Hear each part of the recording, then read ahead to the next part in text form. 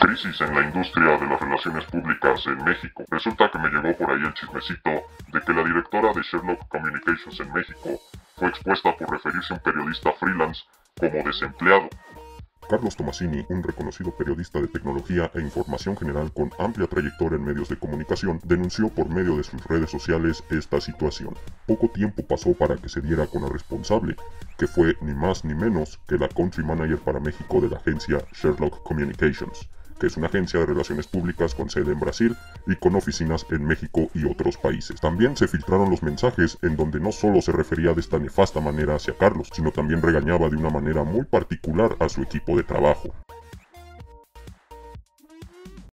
Según el perfil de LinkedIn, Geraldine tiene una amplia trayectoria en el área de comunicación y lleva aproximadamente 5 meses en el puesto como cabeza de las oficinas de Sherlock Communications para México. Me resulta interesante notar que en tan solo 5 meses ya se ganó el desprecio de alguien de su equipo, llegando al punto de hacer públicas estas conversaciones.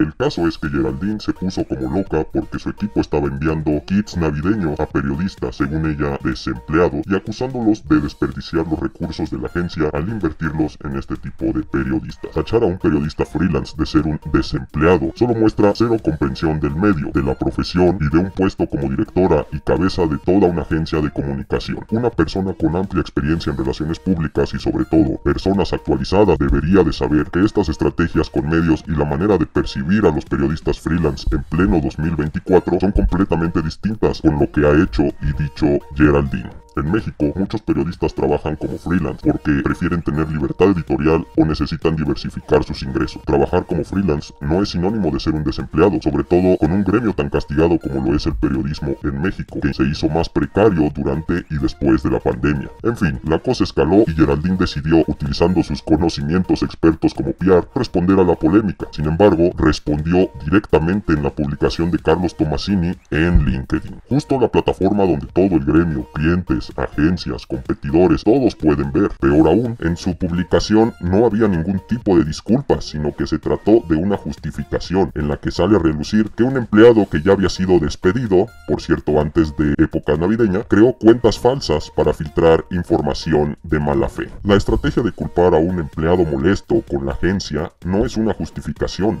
ya que el verdadero problema radica en el contenido de los mensajes filtrados. Estos mismos mensajes revelan la forma en que Geraldine trata a su equipo y cómo en más de una ocasión se refiere de manera despectiva a Carlos Tomasini, lo cual refleja los años de atraso en los aprendizajes de la directora para México de Sherlock Communication en cuestión de relaciones públicas y también refleja un grave problema de profesionalismo y lo más crítico, la inexperiencia total para el manejo de una crisis de comunicación. Al final, la misma agencia, Sherlock Communications, publicaron un mensaje en inglés y en español en su perfil de LinkedIn mencionando prácticamente lo mismo, que fueron víctimas de una acción de mala fe, que van a investigar quién filtró los mensajes y la típica respuesta de PR en la que mencionan sus valores, ética y cosas que realmente en este punto de la situación ya no tienen ningún valor. El problema de querer verse bilingües y publicar esta información en inglés es que ahora un problema que era una situación local ya es de interés global, ya que la gran mayoría de clientes o personas fuera de México pueden leer y entender que algo sucedió y seguramente querrán saber el chisme completo. Desde luego que van a querer investigar qué sucedió y por supuesto que van a enterarse no solo de qué pasó, sino que van a ver la manera tan mala de una agencia de relaciones públicas de manejar una crisis. El problema para Geraldine y parece que para los altos mandos de Sherlock Communications es que están viendo un problema que no es el que deberían de preocuparse en resolver. Para ellos, el profesionalismo de Geraldine y su capacidad para hacer su trabajo que afectó la reputación de la agencia no es un caso tan importante al parecer y llama mi atención porque cuando tú contratas a una agencia de PR es porque confías en su experiencia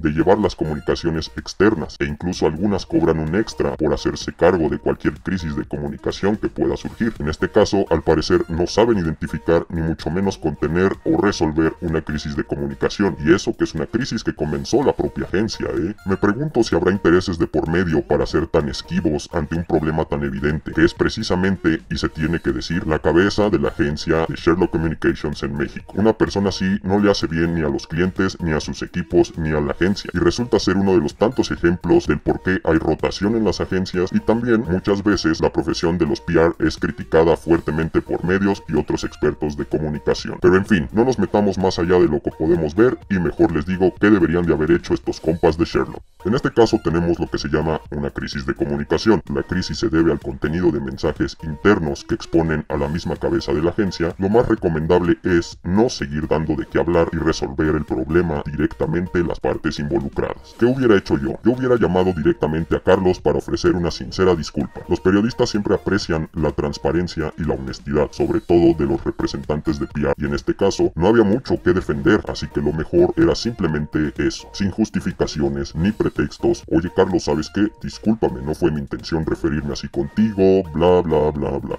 Tal vez si querían hacerlo más formal y dependiendo de si Carlos aceptaba, podían haberle invitado un café o un desayuno para que, más allá de disculparse, conversar y quedar incluso en buenos términos con Carlos. Dependiendo del resultado de la reunión o la llamada con Carlos, ahora sí, Sherlock Communications pudo haber emitido un comunicado local en español para dar por terminado el tema, resaltando sus valores éticos, profesionalismo y plasmar nuevamente una disculpa a Carlos Tomasini.